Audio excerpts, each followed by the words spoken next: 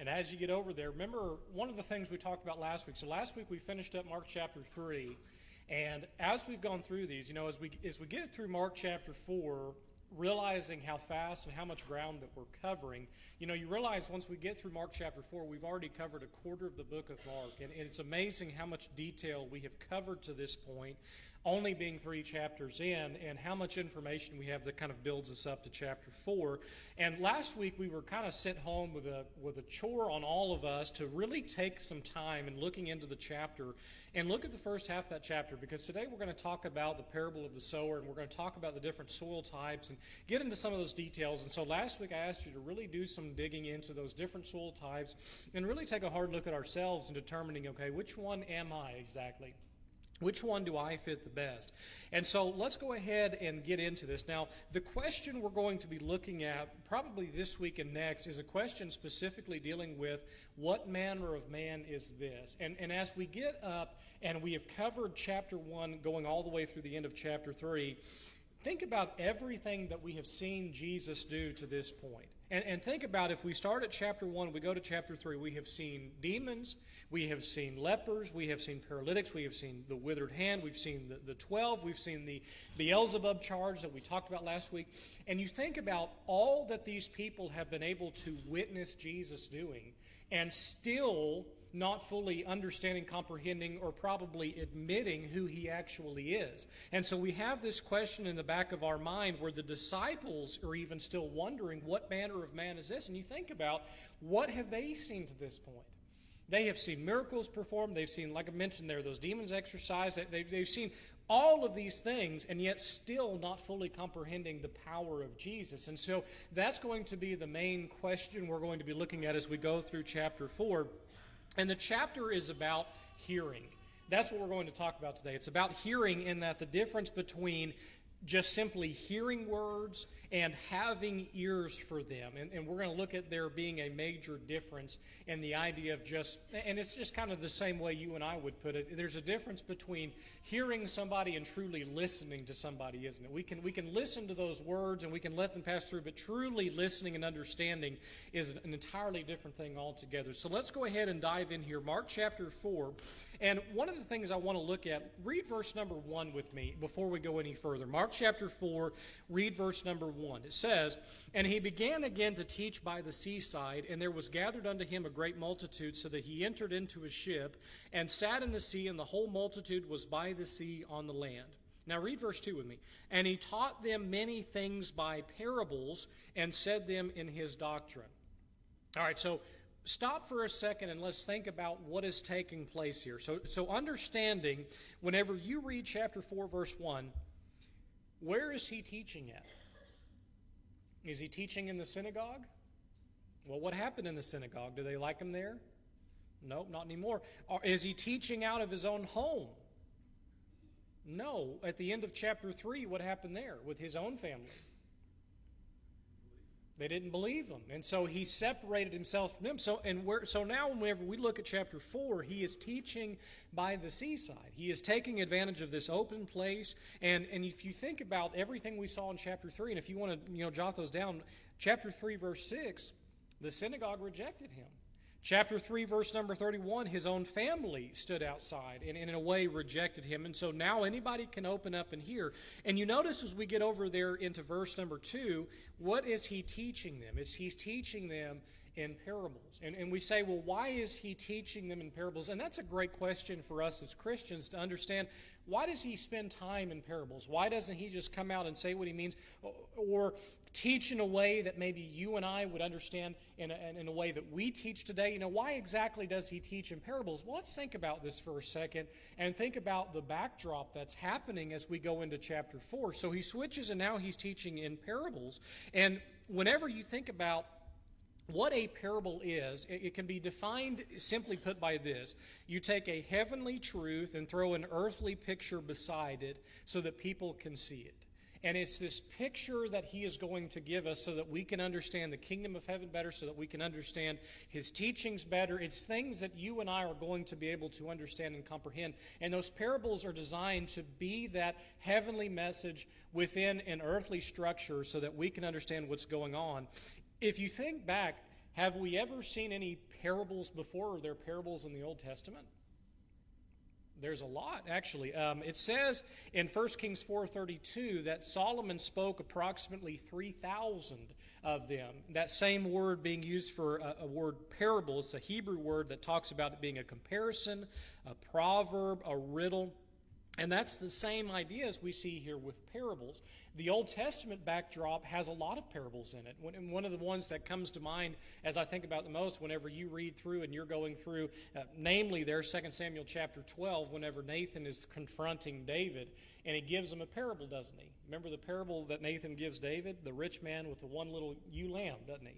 Well, that's a parable. And so you have an Old Testament precedent that is set for delivering these parables. And in a way, it's going to be a fulfillment of the Old Testament prophecies that he would come and he would deliver these parables. And so Mark chapter 3 ends, and what we see is the lines have now hardened. There is a line drawn in the sand of what is going on. And so Jerusalem scribes, remember what do they call him at the end of chapter 3? Beelzebub. They said that he is working for who? Satan. They said he is working alongside Satan. He is doing this on the sake of Satan. The unforgivable sin, we talked about that and how they have hardened their hearts so much to the point that they will look at the grace of God and the goodness that God performs and says, this is by the power of Satan. And then we looked at the family of his is now on the outside. And so we are switching over to parables, and we see here the table unfolding, and parables do two things at once. The first thing they do is they reveal to the seeker, and the second thing they do is they judge the heart. And so whenever the disciples lean in and ask him, and you'll see them ask the question over and over again as he delivers these parables, what exactly does this mean? They have a desire to know more. They have that desire to open up and understand the kingdom better. The other side of that is you have the people that have already hardened their heart, the people who's already decided that he's working on behalf of the devil, on behalf of Satan. And whenever they're hearing these parables, they're going to hear those words, and they're going to walk even further into blindness. They're going to hear that and just walk away. And so it draws a line in the sand for the audiences that we're going to read and study moving forward. And so parables are mercy and judgment in the same sentence is what it gives us, this idea. And so as we go through these parables, let's understand the meaning behind why he is doing what he's doing. And as we go through this first one, probably one of our best-known parables that you and I study quite frequently, it's going to give us some insight. Okay, why is he doing this way? So let's go ahead and look, and let's just break this down verse by verse, because it's a very long section there. It really goes down through verse number 20. So verse 1 down through about verse 20 is going to be kind of the first section of Mark chapter 4 where you have the parable of the sower. So let's go down and let's just kind of break this down one by one. And let's think about this. So verse number 1, let's read that again, chapter 4. It says, "And he began again to teach by the seaside, and there was gathered unto him a great multitude, so that he entered into a ship and sat in the sea, and the whole multitude was by the sea on land."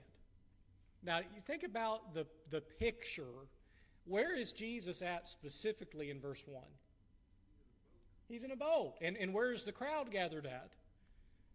They're on the bank. And so you picture the scene here. He's gone out. And remember, we've seen the boat before, haven't we? Did they get the boat ready for him in case he was going to have to leave? Remember that? So now he is actually on the boat.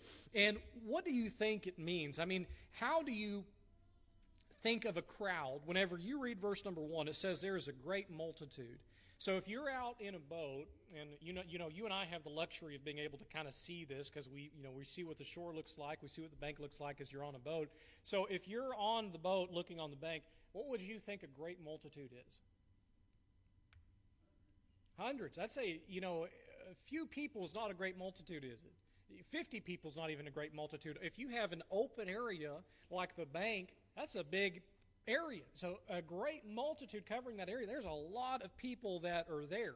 Now hold on to the boat. Remember that he's in the boat, because verse 36 is the end of this chapter, is going to remind us of a few things. So just remember he's in the boat while this is taking place, and just kind of keep that in your mind. So now picture the scene. So we read verse 2. Now he's teaching by parables. Verse 3, he begins by saying, "Hearken, behold, there went out a sower to sow." Now, the introduction of the parable of the sower sets the scene. right off the bat, what is he doing with this parable? Is this something they're going to understand? They know what it's like. They live this life. They live the life of what it means to be a sower. And whenever you go back and understand the way and the method that we see them sowing the seed back in the first century, whenever you think about the Palestinian farming, it's very different to Western farming that you and I are used to. And I've heard a lot of people say, well, he's tossing it out there. He's careless in it. He's not careless at all. Whenever the sower goes out, he's doing exactly the way that they would farm. And they do it differently than the way you and I would understand it. So for you and I, what's the first thing you do whenever you're getting ready to plant the seed? You probably get the field ready, don't you? You plow the field, you get it ready, and then you go down there, and we usually have those neat rows, and it's nice and neat. And then what do? Well, then you plant it, and then you water those rows. Well, the difference between the way you and I would place the seed versus the way you see it in the Palestinian time frame is what they would do is literally go out there and throw the seed first. And so you would have a sower, and he's going out, and what is he doing? Well, he's going out into the field, and he's throwing it out, and then he does something that's kind of foreign to our mind. So he's throwing the seed out, and then they actually will go and plow underneath it. Now, that sounds counterproductive for how you and I would sow our seed today, but in the way that they would do it, and as far as their custom would go, he walks out there. And so this sower is not doing something out of the ordinary. And the reason that's important is because of the lesson in there that he's going to give us towards the end. So you have him, he's throwing it, and he's throwing it. Whenever you see verse number 3, picture him, he's going out there, and what is he doing? He's throwing the seed, isn't he? He's sowing it out there. He's sowing it around. Now, where's the seed landing if you're sowing it and tossing it out? Is it landing in one specific spot? No. You're landing in the area of where you're going to plant those seed. And so some seed is always going to land on the path that you're walking on. There's some seed that's going to always land on the rocky patches. Some are going to land towards the edge where the seeds or where the thorns are going to grow. And so he's doing it and he's throwing the seed out there. And so this is not the story of an incompetent farmer. Okay, this is not that he's not doing his job. This is the story of how every farmer worked. And so why does this matter? Go into this realizing that the 4 types of soil, the 4 types of ground are not bad luck. He's doing his job. He's not doing his job poorly. He is doing his job just as it was set for him to do. And so as he is sowing and throwing out the word, he is giving the word and the seed every opportunity to land on the ground. And then the ground has to choose what it's going to do with it. Based on the ground, it's going to grow or it's going to wither and die, or a couple of these different things. And so as he's going out there and he's throwing the seed, what happens in verse number 4? Well, we see 4 different types of soil. Verse 4 says, "And it came to pass as he sowed, some fell by the wayside, and the fowls of the air came and devoured it up." So what's our first soil type?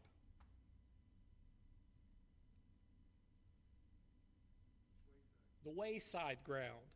Verse number 5, we have, "And some fell on stony ground where it had not much earth, and immediately it sprang up because it had no depth of earth.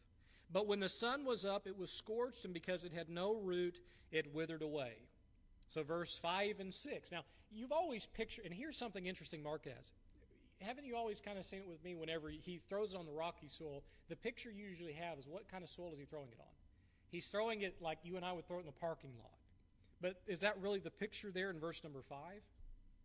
No, he's throwing it on top of soil, but it's got a problem. It's got what's called an Arkansas problem, isn't it? You've got this much topsoil, and what's underneath it? Rock. You ever tried to grow on that? You ever tried to do anything on that? Not very good, is it? So where we've got it, and I've, so many places you just kind of picture where you've just got nothing but glade rock, right? And it may look nice for about the first 1 or 2 inches, but then you get under there. And so he's throwing it in its soil, but what's the problem of this soil in verse 5 and 6? And you notice, does it grow? It grows, but what happens to it? It's too thin. There's no roots. There's nothing that it can hold it in place. And so when the sun gets up, it's scorched away, withers away. Doesn't have enough moisture. It's not able to soak up the nutrients in the soil. And then verse number 7. "And some fell among thorns, and the thorns grew up and choked it, and it yielded no fruit." Now, if you are familiar with thorns, especially the type of thorns that you're going to see over in the Palestinian place, are thorns what you would consider a hardy plant, hardy bush? They are tough to get rid of, aren't they? And so what's going to happen if you throw it over by the thorns? Well, they've already grown, they've already germinated, they've already done their thing and grown up, and so whenever you have that seed tossed on the thorny ground, well, it's going to try to grow up, but what's going to happen?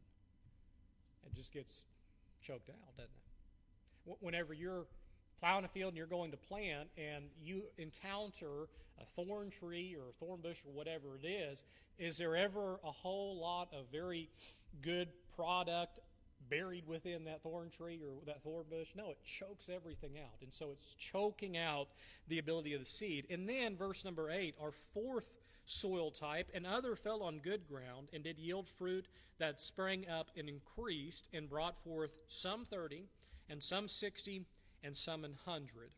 So stopping at the end of verse number 8. And then the type of soil that you would say is the prepared soil, the soil that is ready. So the seed goes down, the root goes down, the plant comes up, and the difference between what we are understanding and what you and I probably understand is a very good yield, what is probably a good yield? Because I'll give you, in what I found, they said the average grain yield in first century Palestine was about 7 to 10-fold.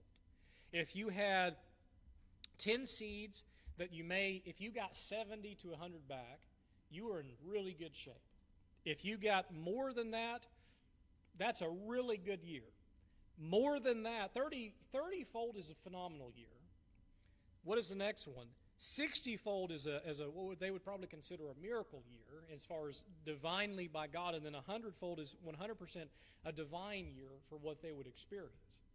And so as he is giving us this picture of what this is, whenever Jesus says that good soil in verse number 8, and it's bearing 30, 60, 100, he's saying the kingdom's harvest is divine. It is supernatural. It is outside of the ordinary, and it is that powerful. That's not a small return. That's not a doubled return, is it? That is a return that is unheard of in that day and age of farming. This is an overwhelming return. And then he ends in verse number 9. Now read verse number 9 with me. And he said unto them, He that hath ears to hear, let him hear. All right, now, what did he just get done doing? So he told them the parable. They're there in verse number 1 by the sea. He's teaching them this, and then at the end of this, well, let's assume here, and I don't think it's a bad assumption to make, that every man in that crowd has ears, don't they? That's probably not an outside of the box assumption to make. But if every person has ears to hear, then what is every person not doing? Truly hearing, are they? There's a difference there in hearing and in truly hearing, listening to what he says. Hearing in the Bible, whenever Jesus says it, it never means you are just picking up sound. What is the hearing he's talking about in verse number 9 mean? Understanding. And then what do you do with that understanding? You respond to it, don't you? You do something because of that message. And so there are a lot of people there that heard the message, didn't they? How many people do you think acted on the message? And so as you see, he that hath ears to hear, let him hear. He's not saying something redundant. He's not saying, he's not just saying, well, listen to me. He's saying, listen and respond. Receive and do something with this message. Take this message with you now. And so that's the call of Mark chapter 4, to do something, to receive it and to respond to it. Now, any other thoughts through verse number 9? And we'll get into the meaning because he's not done yet. And whenever you get to this, you'll see he's going to spend quite a bit of time as we go through this first parable that we've came across in Mark 4, now explaining to us what it means, so that as he gives us these parables coming later on, now we're going to understand what he's talking about. So let's read verse number 10. It says, And when he was alone, they that were about him with the 12 asked of him the parable. And so now the disciples have asked of him, and they basically say, why parables? why is he teaching in this way? Why is he talking about this? Well, now read verses 10 or verse 11 and 12 with me, and he's going to give them the answer. He says, "And he said unto them, Unto you it is given to know the mystery of the kingdom of God, but unto them that are without, all these things are done in parables, that seeing they may see and not perceive, and hearing they may hear and not understand, lest at any time they should be converted, and their sins should be forgiven them." Pausing at the end of verse number 12. Now that's a hard verse for you and I to read. And whenever you read verse 11 and 12, I heard somebody and had somebody ask in a class one time whenever we keep this up, and they brought up a valid point. They said, it sounds like Jesus is keeping people from being saved on purpose. And is that the purpose of parables? Is that what he says the purpose is for? Because that's the understanding a lot of people have when it comes to parables, was that he's speaking in some cryptic code. What Jesus is actually doing is, mark this next to verse 11 and 12, he's quoting Isaiah 6.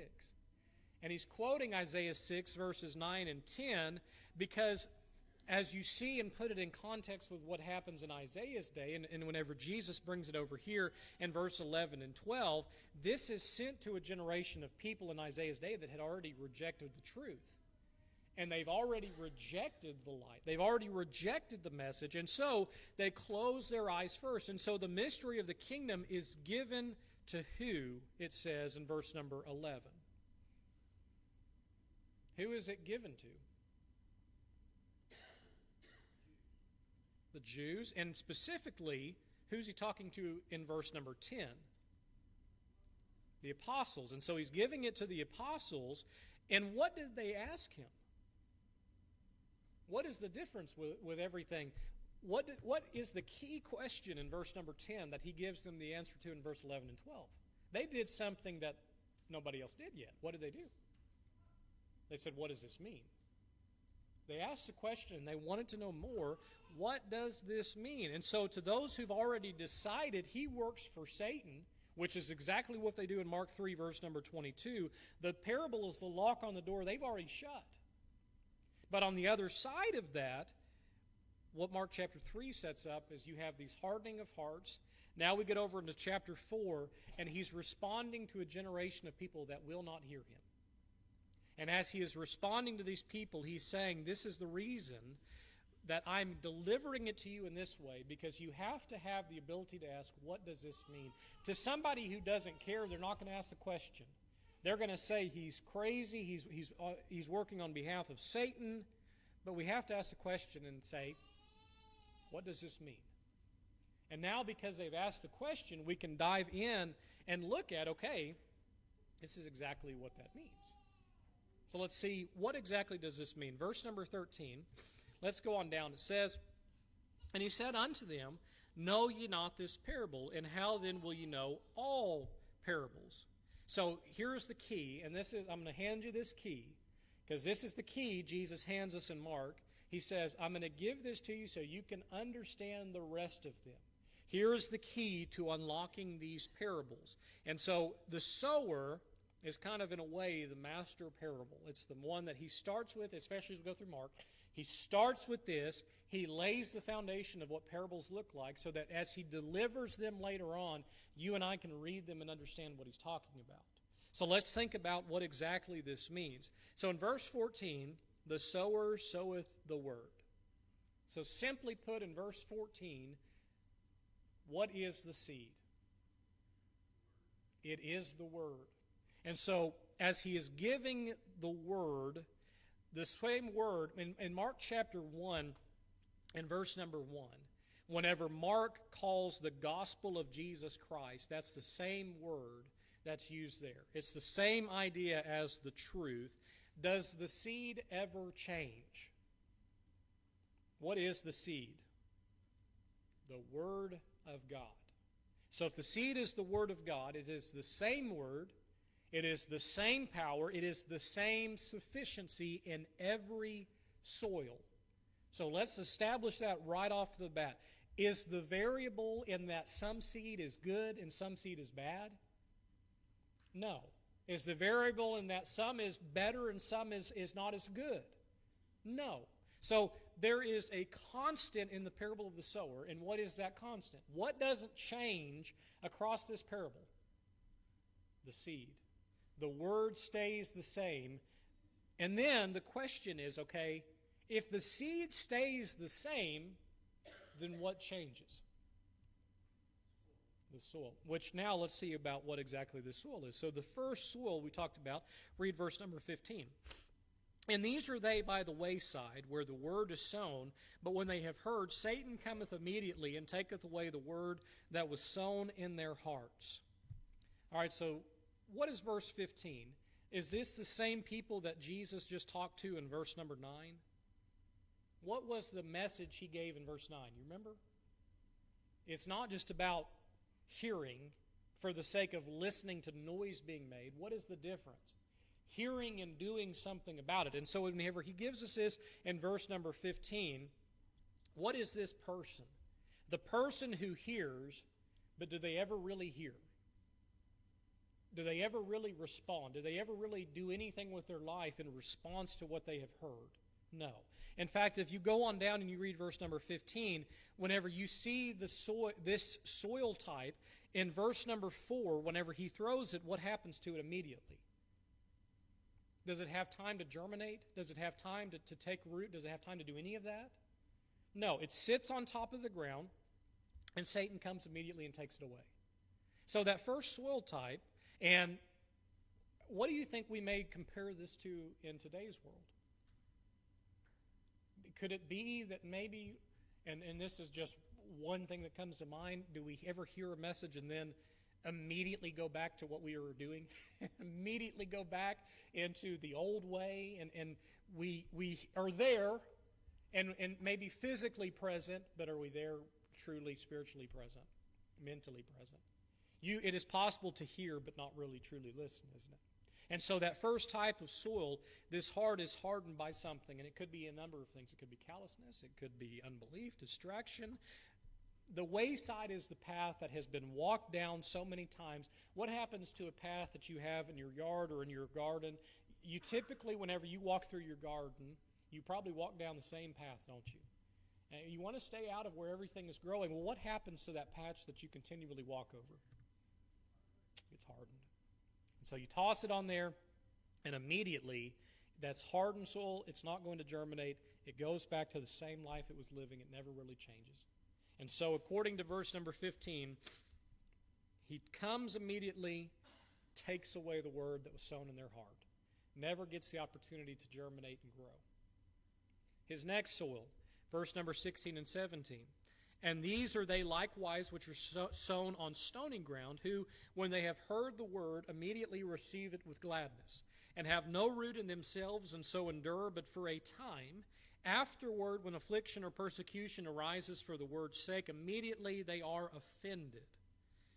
All right, what about this one? Verses 16 and 17. So they receive, and by the way, it says in verse 16, how do they receive the word? How do they receive the truth? With gladness. The end of verse number 16, what does it say? Immediately they receive it, they're glad, they're joyful, they're excited, and so they look converted. They look like they're going to be able to be added to the church, to become a Christian, and to be able to live that life. But what happens in verse 17? There's no roots, is there? So they go back to the old way of life. There's no root to be able to take hold. Now, you and I know, and we've witnessed it so often better than anything, what happens to a tree whenever a storm comes and its roots are shallow? It gets blown away, or it gets washed away. Whatever it may be, it gets lost. And so whenever you see verse number 17, think about what he says. There's no depth. Maybe there's no genuine repentance. There's definitely no counting of the cost. There's no understanding, okay, this is what it means to be a Christian. And so what do we have to be careful of that we don't become? Because it seems like the person in verse 16 and 17, the soil type that is excited about the prospect of heaven and excited about that eternity with God, but maybe they're not really convinced I need to change my life in order to get there. And maybe it's really not worth the discomfort or persecution I'm going to face in my life. And so in verse 17, whenever those things happen, what happens? Well, immediately, you notice what he says there? What happens? Immediately they are, and King James says, offended. Now that means a few different things. We would put it today, well, maybe the first time persecution comes up. Maybe it's a hard conversation with somebody you work with. Maybe it's a family dispute. Maybe it's a real cost. And what happens whenever that first sign of problems come up is they jump ship and they said, this is not worth it for me. It grows up just a hair and it's excited, but it's somebody who was never truly converted because they are a shallow convert. And so I think sometimes whenever the message of Christianity is taught, and in order to maybe convert people, is it taught in a way that we maybe don't really have people that we talk to count the cost of what it means to be a Christian, never really weigh what it means to carry the cross and what it means to maybe give up things in this life that others in the world don't. There is a side of Christianity in which we need to preach, and that is it going to be easy always? And is it going to be a walk in the park? Is there never going to be problems? No, there will be problems. Through God we can get through them, but if we are only shallow in our faith and only shallow in our belief, we're going to get blown away and we're going to jump ship. And according to the stony ground, we're going to wither away, according to verse number 6. Any other thoughts on the first two soil types?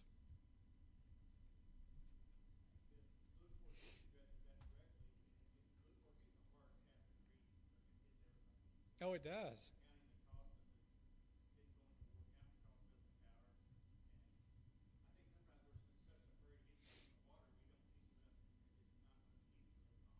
Absolutely. And there needs to be an understanding of it, and that's exactly right, of counting the cost. And Luke 14, as you go through that chapter, you and I pre-plan the majority of all of these major decisions we make in life. Hopefully we do, don't we? I mean, we whenever you're building a house, it's a very in-depth process of what you're going to do. Hopefully when you get married to somebody, you know the person, you've done your research in a way of who the person is because you're about to make a huge decision. When it comes to becoming a Christian, the most important decision of all, we equally need to weigh that cost. And that's exactly right. So let's go on down. Verse number 17. So 16 and 17, we have the stony heart. Now verse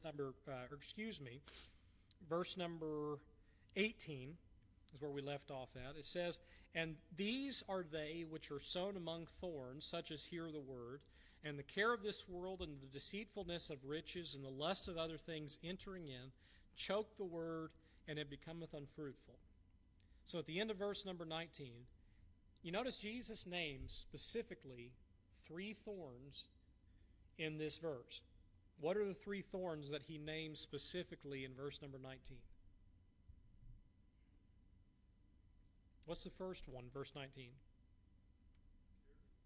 Cares of the world. That's the first one he gives. What's the second one? The deceitfulness of riches. And what's the third one? The lust of other things. So there's 3 very real thorns. Now let's think about what these thorns may be. The cares of this world. Listen, do we have in our life a relentless schedule? I think probably the majority of us do, don't we? We have a relentless schedule, and it's bills or kids or business schedule. Are those things bad in and of themselves? No, but when do they become a problem? When they choke out the word and become our only priority. What about the deceitfulness of riches? The lie that money will solve our problems. Well, whenever we understand that, has anybody who's arrived at that point, have you seen them be better off, truthfully? No. Spiritually, are they better off? No. And so he says, don't be in such a pursuit of these own things. Riches do not feed the soul, they starve it. And so do not be so obsessed with chasing after this that you miss what is truly important. And then the final one, the lust of other things. And by the way, this is not just in a way that we would put it as far as an intimacy and type of lust. This is other things. And so anything any desire that pulls us away and pulls us away from the Word, which can be anything, can it? We can make anything our idol. We can make anything our lust to where we only pay attention to that and we discount the Word. And so this is the deadliest, to me, soil of all for you and I as Christians whenever we become Christians, because does anything in and of itself, does anything that he says in and of itself really look like a sin by itself?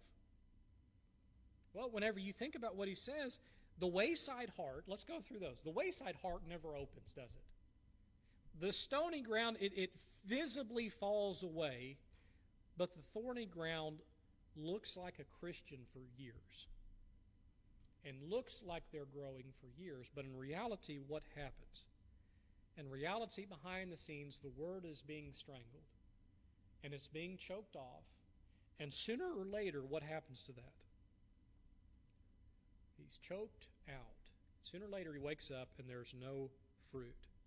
And then finally, let's look at verse 20 before we run out of time.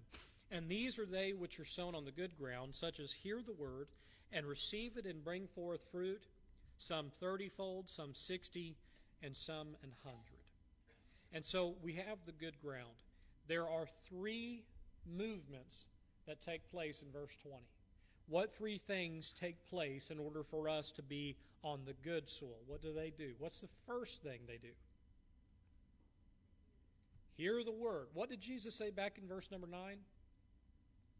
He that hath ears to hear, let him hear. First thing we do is hear the word. What's the second thing we have to do? Receive the word. Well, I just said, you just said I had to hear the word. So is there a difference between hearing and receiving? There is, isn't there? What's the difference between hearing and receiving? I can hear what is taught. You may hear the preacher talking today, but if we're not really listening, we're not receiving the word. And so whenever you read this and you read the word, receiving it means I do something about it. And then finally, what's the third step? Bearing fruit. All right, three movements that take place. Now, here's the question, and we can answer it very simply before we quit. How do we know we are the good soil? What's the difference? Is there fruit? And we can tell whether or not we're the good soil or these other types. And so, as we stop here, consider that and weigh yourself. Ask, what exactly am I? So if you get a chance this week, read through the end of Mark chapter 4 with the understanding of what these parables are and what they mean. We'll pick up in verse number 21 next week. Thank you all so much for your time.